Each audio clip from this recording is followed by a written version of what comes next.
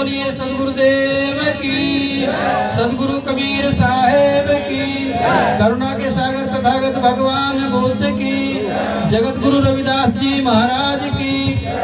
अभी हम लोग एक और अंधविश्वासी परंपरा देखते हैं, हाथों में कलावा बंधा हुआ। ये क्या होता है भाई, जानते हो क्या होता है? ये हमारी गुलामी का प्रतीक चिन्ह है, गुलामी का प्रतीक। ये न बद्धो बलिबद्धो। जब उस विष्णु के राजा बलि के हाथ में सूत्र बांधा था, कौन सा मंत्र बोलते हो जानते हो? कि जैसे हमने राजा बलि को छल कपट से धोखे से उससे सारा अधिकार छीन लिया था, ऐसे मैं तेरे को उस तरह से बांधता हूँ, जो मैं कहता हूँ तुझे वो करना पड़ेगा। ये सत्यवचन महाराज। तो अंधविश्वासी मत बनिए। एक के आंख मूंद करके सत्यवचन महाराज कहने वाले मत बनो। किसी गांव में सत्संग होता था, तो ऐसे कोई महात्मा अपना प्रवचन दे रहे थे। एक व्यक्ति बिल्कुल सामने बैठे, जो भी बात हो कि सत्यवचन महाराज, सत्यवचन महाराज। उसकी नाड़ हिलाने में कमी नहीं। जब ढोलक वाला ढोलक बजाता ना, नाड़ ऐसे हिलती है, तो ऐसे ही सत्यवचन महाराज। इन भाई की बात नहीं करता मैं, बुरा ना मानिए। अब उस महात्मा ने सोचा कि ये व्यक्ति सत्यवचन महाराज कह रहा है, ये वास्तव में समझ भी रहा है या ऐसे ही गर्दन हिला रहा है। उन्होंने कल्पना से कहानी रची कि पर्वत की गुफाओं में मधुमक्खियों का एक छत्ता रहता था। सत्यवचन महाराज, वे मधुमक्खियां वहां से उड़ी और आजादपुर मंडी दिल्ली पहुंच गई, गुड़ मंडी में। कि सत्यवचन महाराज, और मंडी में 10-10 सेर गुड़ की भेली रखी थी। एक एक मधुमक्खी ने एक एक गुड़ की भेली को उठाया और वापिस अपने छत्ते की ओर चल दी। ये सत्यवचन महाराज। उस महात्मा ने कहा, भैया तेरी आंख खुली है, सो रहे हो कि जाग रहे हो? कि जी, अरे भाई ये बताओ मधुमक्खी में कितना भार होता है? कि छोटी सी होती है। गुड़ की भेली 10 सेर की थी ना, तो क्या 10 सेर की गुड़ की भेली को मधुमक्खी उठा करके ले जा सकती है? लेकिन नहीं, धर्म ग्रंथों में लिख दिया है तो सत्य है बस, सत्यवचन महाराज। इसलिए विवेकी बनो, अपना विवेक जगाइए, हर कार्य को करो, विवेक पूर्ण करिए। ये हमें सत्संग कहता है। हमें सत्संग जीवन जीने की कला सिखाता है, आर्ट ऑफ लिविंग। जीवन कैसे जीना है? सद्गुणों के आधार से। सकलो दुर्मति दूर करो, ऐ मानव समस्त दुर्गुणों का त्याग कर। अच्छा जन्म बनाओ। अच्छा जन्म कैसा होता है? क्या अधिक धन होने से अच्छा जीवन हो जाएगा?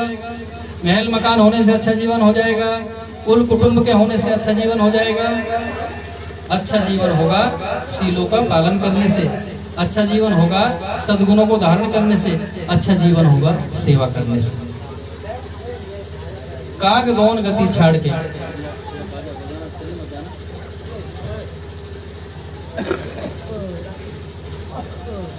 काग गौन गति जानते हो? काग जो कोए को भी लिया है, उसके क्या गुण हैं, क्या अवगुण हैं? देखना, कौवे का वर्ण काला होता है, कोए की चाल टेढ़ी होती है, कोए का आहार निष्ठा होता है। ये लक्षण लिए साहेब ने। जिन लोगों का आहार अशुद्ध है, काग प्रवृत्ति।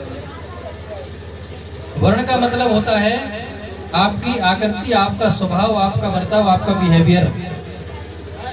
छल कपट पूर्ण है, काग प्रवृत्ति है। और चाल से मतलब है आचरण, आचरण अशुद्ध है, काग प्रवृत्ति है। काग कुबुद त्याग, सकलो दुर्मति दूर करो, अच्छा जन्म बनाओ। काग गौन गति छाड़ के हंस गौन चले आओ।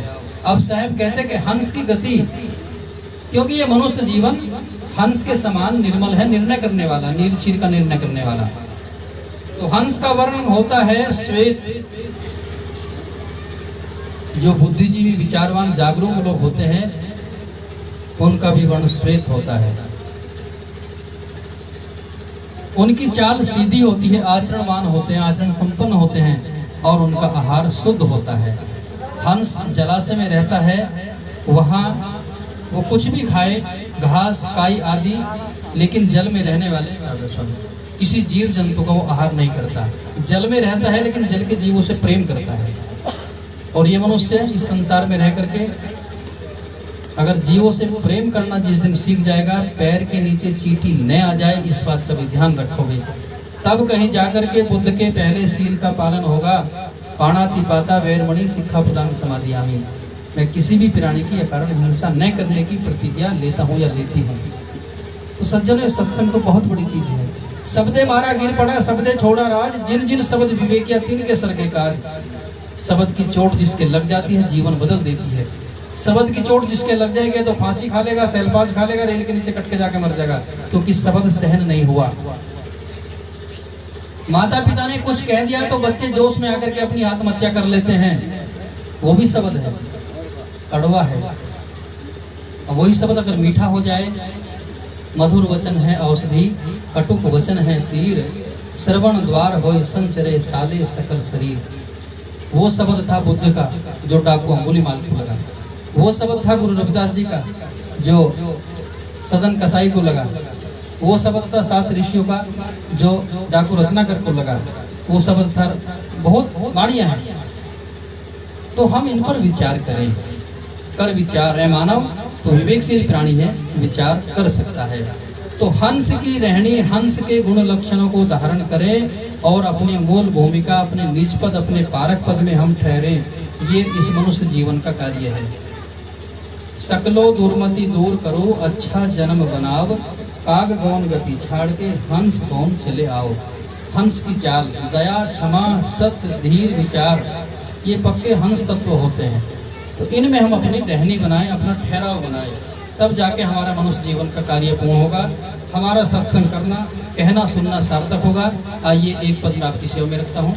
प्रेम से बोलिए सदगुरुदेव की, सदगुरु कबीर साहेब की, करुणा के सागर तथागत भगवान बुद्ध की, जगत गुरु रविदास जी महाराज की।